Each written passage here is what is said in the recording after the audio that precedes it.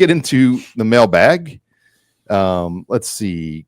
Question number 1. It's from Skur News. Typically, year 3 is Rhule's breakout year. What do you think the floor is for 2025? Do you think he would be in danger if he does not meet that floor?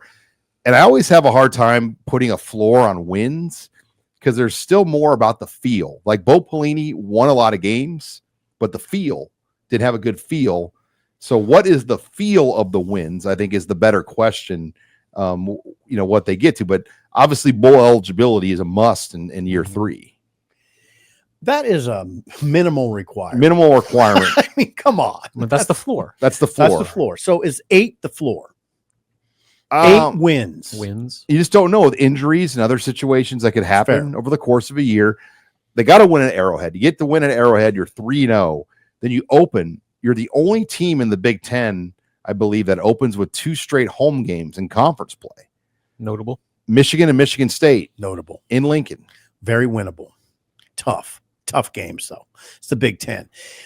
It's interesting, this discussion. What's interesting about this discussion is we've organically sort of started this conversation that there are expectations now. There are legit expectations in season 3. A sub 500 season is going to be trouble. You can't take a step back. I don't think, and they shouldn't. Really, with this roster, there shouldn't be a step back. I agree. You have a returning quarterback. You have enough up front on both sides. Now, you lost a lot up front on defense. That's a concern. But the front 7 on defense looks stable. Anyway, I mean, I think the floor seems like 8 to me. The floor. Yeah. We're answering this as it's got to be define a successful season. And I include season. that as a bowl game. So what's the Vegas over-under going to be? 7.5? 7.5. I bet it would be. Could Vegas put it at 8? They typically like to put a half on there. Yeah. Yeah. To no flip. push. There's no push. Got it. You'd have a lot of pushes. Yeah. 7.5. Yeah. I would go with that. 6.5 would seem low. Yeah, it would. 8.5 to me would seem high. Yeah. I think we got it. I think 7 is extremely doable. 8 is reasonable. And above that, we'll see. We're talking regular season. There's a distinction to be made. I'm not here. including bowl game. When I say 8 is the floor, I'm saying 7 and 5 win your bowl game. 8 and 5. That's the floor. Like they have to win at Minnesota. They've never beaten PJ Fleck in Minneapolis. Mm-hmm. And they've only beaten PJ Fleck once. Those are tough games. It's tough to beat Minnesota and Minneapolis. Ask Penn State. Mm-hmm. Ask Penn State. Ask USC. Yeah, which I was just raving about Penn State. They barely beat Minnesota in Minnesota. And that's the second of 2 straight road games because they're at Maryland the week before. Oh, it's a real see what we're talking about is a rough conference. Maryland's no gimme. That's not a gimme. Remember at this time last year going through this past season's schedule, like, oh, that's a win, this is a win. UCLA, loss. Like those types of games that you just said Illinois, Indiana. No brainer win. Like so projecting at this point of the year, projecting at any point is hard, but this time of the year, like we don't even know what rosters are going to look like. And nobody thought Indiana was going to be that good. No. So the conversation is difficult, but I think just given what this plan was when Matt Rhule got here, like the question said, year 3, that's the year. And the schedule isn't anything overwhelming. Nope. It's not easy, but it's not anything insurmountable, especially with that home heavy start to the year. You get some early season momentum. Who knows what? All right, let's move on here. We've dropped 5 minutes on question 1. It's a good question. We could do a whole show on that. Mm-hmm. Will Hartzog and Buford get jumped? That's our next question in the mailbag, as they brought in some new additions from the portal, and they got Deshaun Singleton to come back, but Andrew Marshall comes in as a corner from Idaho. Nebraska brings in Justin Rhett from Georgia, who was an accomplished high school recruit, didn't really get his feet set, didn't really get off to a great career at Georgia. And then there's one more. Who's the other DB I'm missing? Jameer Khan from Southern Illinois. So will those guys get jumped by those 3? Well, I think the idea is to bring in competition. I mean, I'm not saying that Nebraska coaching staff thinks of it in those terms. We're trying to. Well, what about Donovan Williams, Caleb? They got some young guys. Other guys that played in the bowl game. It's competition. Amari Sanders. Yeah, it's competition. Listen. I know what we've seen. See, these new guys get the benefit of the doubt that Buford and Hartzog don't get simply because we haven't seen them. You know, I mean, because It's the unknown. Yeah, it's the unknown. They get that benefit. We've seen Buford and Hartzog's weaknesses, but they have strengths too, or they wouldn't be out there. Buford, I love Buford from an intangible standpoint, and a tangible standpoint. He's a great tackler for that, for a corner. He's a hard tackling, tough-minded, physical corner. I like that about him. Hartzog, He was their best ball hawk in the secondary. yeah, And he got burned a lot, but he also made the most plays. Yeah, Hartzog had 4 interceptions, and Hartzog is a very trustworthy, reliable, good teammate, and he's athletic. He got picked on. He does. He gets picked on because of his size. Yeah. But I mean, those guys were playing. The thing I would counsel fans is they're playing for a reason. There's practice every single day. Everything's on film. Everything's broken down every day. Those guys proved to the staff that they were the best guys. So I give them a lot of. And today's roster management has never been closer to the NFL, where coaches are constantly trying to find someone better than you. And so these guys are brought in not to just be depth pieces; they're brought in to come in and compete for starting jobs. See what they can do. Hartzog, Buford, Sierra Wright, all those guys that you would assume are starters, like they got to win those jobs. Yeah, they will. All right. They do have to. Yes. Scott comes in with an NFL draft question. Thomas Fedoni left early for the NFL. What other Huskers can you recall who left early? Who was the first one? And if I remember, Johnny Mitchell. It was Johnny Mitchell. He was the first one to ever leave. It was unheard of for a Nebraska player at that time. Amon Green left early. Yep. Fabian Washington. Dominic Raiola left early. Yep. Those are guys that come to mind. Bullocks. One of the Bullocks left early. Josh. Daniel stayed another year. But yes, go back to Johnny Mitchell. He was the first one. He was a tight end. And Sean, I'm going to say 90, 91. Is that Will right? Shields, did he finish? Is that right? Will Shields finished his career, I believe. So. I mean, interior lineman in general, that's a hard one to leave it's hard early. to go early. I mean, that's why when Raiola left, but Raiola had a high grade for a center back then.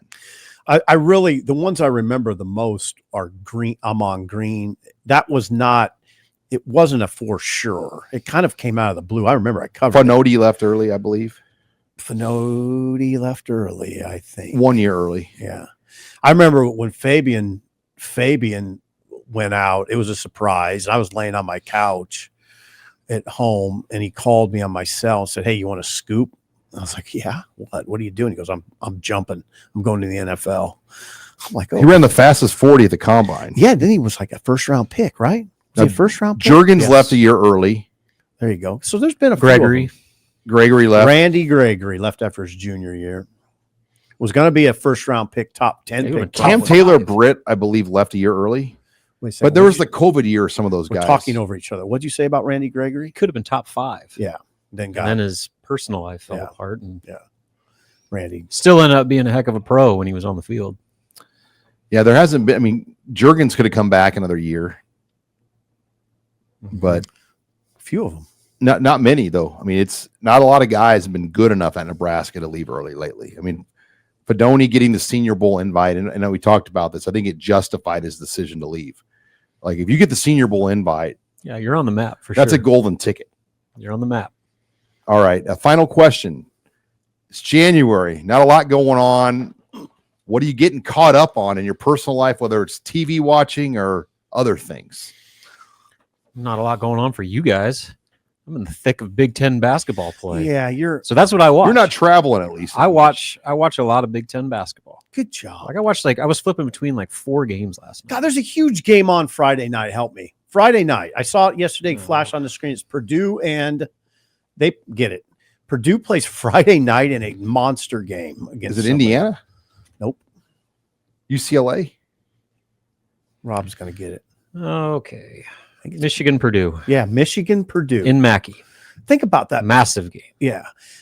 Sean's talked about that Friday night window. It's like beautiful. The best window of the week. Yeah, I totally agree. Michigan, Purdue, Penn State, Iowa, UCLA, Washington, all 3 Friday night games. Wow. The Big Ten has decided is to go all in on Friday this year. It's good. Mm-hmm. Rob likes it. I like it. I mean, I'm not out clubbing. Yeah, I watch UCLA, Iowa. for those Friday nights are a little more open than they used to be. Right. So it's. I watched UCLA, Iowa at a restaurant bar Friday night. It was great. That was a good one. Even though the game was over in like the first 10 minutes. Okay, what do you catch up on? You know, I try to watch some shows that I just don't have time to watch. But I'm showing my age here, but I started watching the Tom Selleck show called Blue Bloods. Oh yeah. I just got through a couple episodes of this. I don't know why. It's a good. I like shows like that. It's commercial free on the Paramount app, so I'm like, you know what? They show Blue Bloods on there? Yeah, on the Paramount app. Really? There's 14 seasons of it though. You got some work to do. I mean, this thing's gonna go on forever. Blue Bloods. I got through 2 episodes. Is it good? Yeah, I mean, Wahlberg's in the show. I mean, it's good actors. Okay. But that's one of the, because they have, I mean, there's going to be some other shows coming out, but Landman must watch TV. Billy Bob Thornton. You always say that. Oh yeah, it's unreal. Yeah, I see the clips. I don't have Paramount Because you don't want to get another subscription. No. We're rolling through all the Apple TV shows. So just finished up Silo, this season Silo, and then Severance, the new season of Severance starting up. Those are really good. What's the one about like the therapist on Apple TV? Oh, Shrinking. Yeah, that's what Lisa's That watching. one's really good. God, there's a lot. There's a lot of good ones. Netflix raised their prices, by the way. Oh God. To what? To what? It's like $22 a month now or something. They just got you. You need your rocket money to keep that on track. I'm in the thing. You can pay more attention to household duties, but also personal grooming. Hey, you got a haircut today. Yeah. Happy haircut. And I bought cuticle scissors. Nice. There's just things during the season you just kind of forget You just about. neglect your own personal hygiene. Get more workouts in. I almost made a huge expenditure today. I almost bought clippers for like your face. What do you call those, Rob? Beard trimmer? Yeah, beard trimmer. I decided not. It's $45. I said, I'm just gonna buy the scissors and keep going with that. Trimming. And I got a. You can counsel me through. I got a neck tag. I'm dealing with right now. Skin tag. Yeah, skin tags. First one I've ever had. Got to get it removed. Ugh, how do you do that? I almost cut it off the other day. You can do it that way, but Can you? dermatologists probably wouldn't recommend you doing that way. But Stick knife and an ice cube. they It'll be freeze fun. them off usually. Freeze them off. Haven't been to the doctor since 2019. Oh, boy. This might get me there. Once things start growing off you. Yeah. All right. I tried to kind of cut it off last night, and the blood flow was incredible. It will bleed no matter who does it. Really? It was incredible blood flow last night.